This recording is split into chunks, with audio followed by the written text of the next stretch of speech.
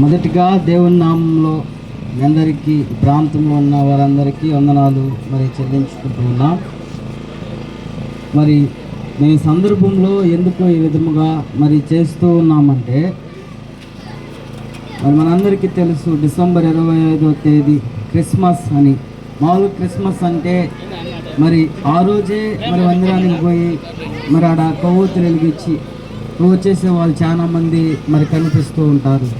కానీ నిజమైన క్రిస్మస్ ఏమిటి అని అంటే, బైబిల్లో ఏమని రాస్తుందంటే, క్రిస్మస్ అంటే దేవుణ్ణి ఆరాధన చేయటం.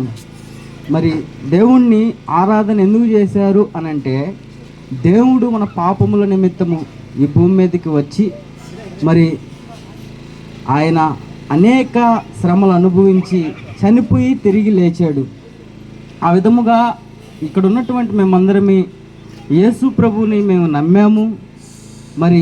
మా పాపాల నిమిత్తం చనిపోయి తిరిగి లేచాడని మేము నమ్మాము. ఈ విధముగా మేము సంతోషముగా ఆయనను గురించి ప్రకటిస్తూ తిరుగుతూ ఉన్నాం. మేము ఖచ్చితముగా చెప్పగలము, దేవుడు మా జీవితాలలో మేలు చేశాడు అని.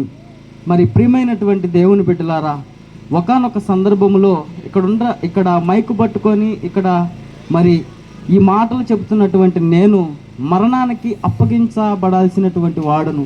కానీ దేవుడు నా మీద ప్రేమ చూపించి నా యందు కనికరపడి నన్ను రక్షించి పాపముల నుంచి విడిపించి ఆయన యొక్క పరిచర్యలో వాడుకుంటూ ఉన్నాడు. ప్రియమైన దేవుని బిడ్డలారా, అనేక వ్యసనాల